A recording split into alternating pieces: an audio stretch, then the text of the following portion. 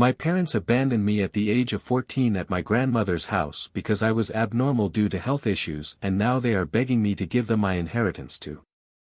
My parents abandoned me when I was 14, leaving me at my grandmother's house because they considered me a freak due to my medical issues. Now, after all these years, they're asking for my inheritance to bail my brother out of trouble. For some background, I was diagnosed with epilepsy at a young age, which was hard enough on its own. My parents, however, were completely unequipped, both emotionally and mentally, to handle it. From the beginning, they treated me like some sort of contagious problem they couldn't bear to deal with. I think I must have been about 6 years old when I first noticed how differently they treated me compared to my brother. My brother, who's 3 years older, was always the golden child. He was easy to manage, healthy, and everything my parents wanted. Me? I was the opposite. If having epilepsy wasn't hard enough, I was also diagnosed with dyslexia and severe ADHD by the time I was 8. At that point, my parents just seemed overwhelmed by me. Now, I can understand that raising a child with special needs isn't easy, it's a lot to handle. But let's not forget that my parents chose to have kids. They should have been prepared for whatever came with that decision. Instead, they acted as if they were blindsided, like they'd never even considered the possibility that their second child might not turn out just like their first. From as far back as I can remember, they treated me like I was some kind of burden they were forced to carry.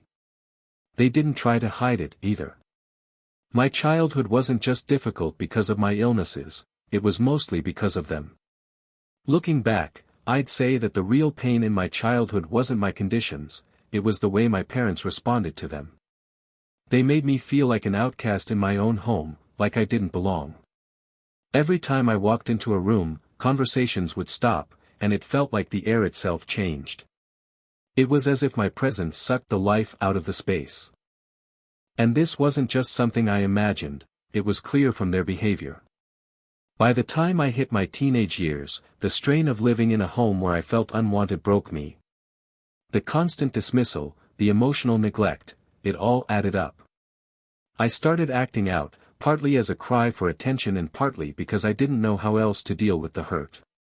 I gave up on school, intentionally flunking my classes just to see if they'd care.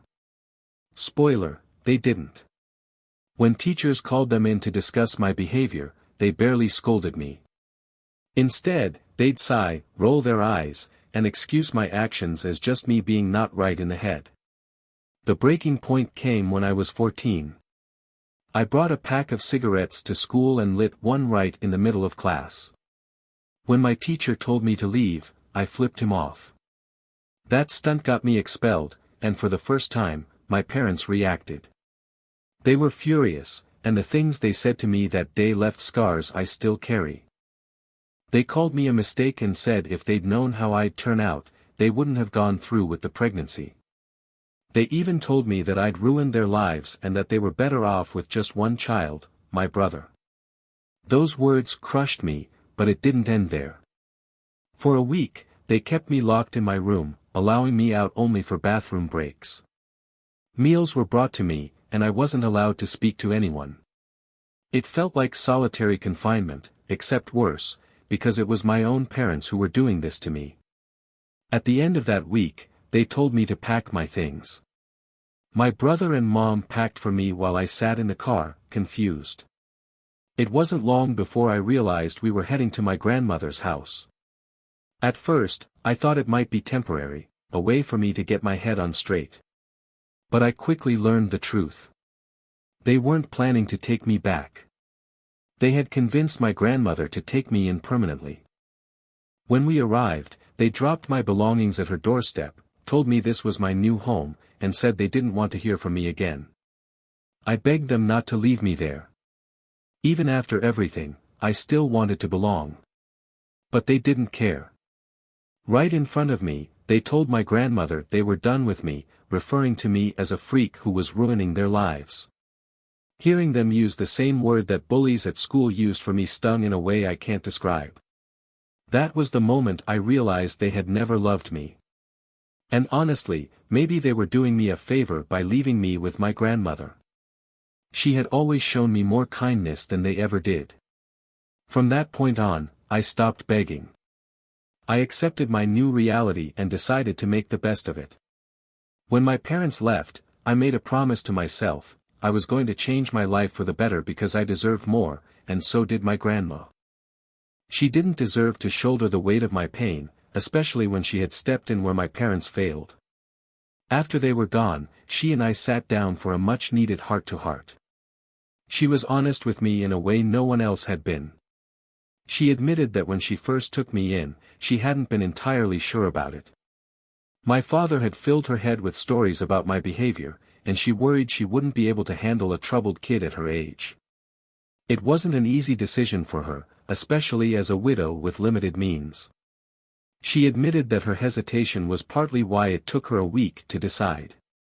But when she learned that my father's version of discipline was locking me in a room for a week, she realized he wasn't fit to raise me. She apologized for not stepping in sooner, explaining that she had her own struggles to contend with at the time. Hearing her speak so openly made me realize how much she cared, even if she hadn't acted right away. She wasn't just taking me in out of obligation, she genuinely wanted to help me turn my life around. We decided to leave the past behind us and focus on building a better future together. I apologized for my past behavior and forgave her for her initial hesitation. That moment became a turning point for us both. From that day on, I worked hard to be better in every aspect of my life, and she did everything she could to support me. She enrolled me in a private school, found tutors to help with my studies, and ensured that my unique needs were addressed, not as an excuse, but as a reason to help me succeed. Thanks to her, I was able to excel academically, graduate with a strong score, and eventually go to college. None of this would have been possible without her unwavering support and belief in me. My parents, however, were a different story. They continued visiting my grandmother occasionally but never interacted with me. I made it a point to stay out of their way, leaving the house whenever they came by. They didn't seem to care about this arrangement, and neither did I.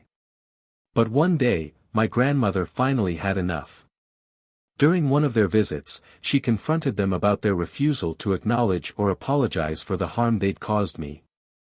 They refused to admit any wrongdoing, dismissing me as a rotten apple and a freak. My grandmother lost her temper and told them never to return. True to their egos, they stayed away from that point forward. For nearly a decade, my grandmother and I lived our lives as if my parents didn't exist. I achieved milestone after milestone, but they never once reached out, not even through social media, where I had made no effort to block them. They could have contacted me if they wanted to, but they chose not to. Then, everything changed a few months ago when my grandmother passed away. Losing her was devastating. She had been my rock, my biggest supporter, and the one person who truly had my back. Even though I had moved out and started my own life, her absence left a void I couldn't fill. I was still grieving when my parents showed up at my doorstep. At first, I thought they had come to apologize. After all, they hadn't seen me in years, and I was hoping the loss of my grandmother might have softened their hearts. But after a bit of small talk and empty condolences, they got straight to the point. They weren't there to make amends, they were there to ask for money. Apparently, my brother, the golden child they had pinned all their hopes on, had developed a serious drug problem in college. His addiction was now affecting his ability to work, and they needed money for a high-cost residential rehab program. They claimed they'd tried cheaper options, but nothing had worked. Now they wanted me to share my inheritance from my grandmother to cover the costs. I listened as they tried to downplay the severity of my brother's situation while simultaneously insisting that only an expensive program could help him. They seemed to think I owed them something, despite years of neglect and mistreatment. I told them I was willing to help, but only on one condition: they would have to publicly acknowledge everything they had done wrong. They needed to own up to the way they had treated me, the things they had said, and their mistreatment of my grandmother. Only then would I consider offering any financial support. I made it clear to them that if they wanted my help, they would need to publicly admit the mistakes they'd made. This wasn't about me being petty, it was about holding them accountable for their actions. For years, my grandma and I had kept quiet to avoid unnecessary drama. But now, with them asking for financial help, money that technically belonged to my grandmother, the woman they had disrespected, I felt it was only fair for them to own up to their behavior. When I laid out my condition, their reactions were predictable. Their expressions darkened, and they quickly began trying to negotiate. They accused me of being unreasonable, selfish, and heartless. But I stood firm. I reminded them that they had no reason to expect anything from me after a decade of no contact. I even pointed out the irony of them demanding support when they had abandoned me as a child. I let them know, in no uncertain terms, that if they refused my condition, they should forget about receiving a single cent. Their response was, of course, dramatic. There was plenty of crying and finger-pointing before they finally stormed out. Since then, they've tried multiple ways to guilt me into changing my mind. Most recently, they've taken to sending me photos of my brother in terrible condition, hoping to tug at my heartstrings. I'll admit, it's difficult to see him like that. He looks awful, and I don't doubt that he's in serious need of help. But my stance hasn't wavered. Where were they when I needed someone? My grandmother stepped up for me, not them. They made their choices then, and now I'm making mine. I told them that helping my brother was their responsibility, not mine. But if they truly wanted to prioritize his well-being, they could start by setting aside their pride and acknowledging the truth about the way they treated me and my grandmother. That's the bare minimum I'm asking for, and it's their decision whether their pride or my brother comes first. Update 1. I've received so many kind messages of support, thank you all. Losing my grandmother has been one of the hardest things I've ever experienced. She was my rock, my safe haven, and the reason I've managed to achieve so much. Although I miss her every day, I find comfort in knowing she lived a full and meaningful life.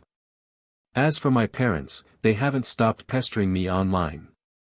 Their latest tactic involves sending more guilt-laden messages and photos of my brother. I've remained firm, no acknowledgement, no money. They are, of course, furious about this. I think they assumed that just showing up and playing the family card would get them what they wanted. It's almost laughable how little they understand me. I made my conditions very clear. I'm not going to budge, and if they think I'll cave just because they've decided to bring my brother into this, they're sorely mistaken. The fact is, they had years to apologize, to mend bridges, to show they cared, and they chose not to. If they want to help my brother now, they'll have to admit their faults. Simple as that. Update 2. My parents showed up at my apartment again, this time bringing my brother with them. The scene was an absolute disaster. Before they even stepped inside, I told them this was crossing a line. Using my brother as a pawn in their games was appalling, and I wasn't going to tolerate it. I refused to let them in and threatened to call the police if they didn't leave immediately. My dad hurled a final insult as they walked away, calling both me and my grandmother the most selfish people on the planet. The irony wasn't lost on me, considering they had abandoned me when I needed them most, all because I wasn't the perfect child they wanted. If my grandma and I were selfish, there aren't even words to describe the level of selfishness they've displayed over the years. Update 3. It's been 2 months since that incident, and a lot has changed. I've moved to a new apartment in a completely different neighborhood, and I've ensured that my parents won't have access to my address. I've informed all my relatives not to give them any of my contact information. I learned the hard way last time when someone decided my parents deserved to know where I lived. This time, I'm taking no chances. Blocking my parents on all platforms was the best decision I've made. Their pride was always going to come before anything else, even my brother's well-being.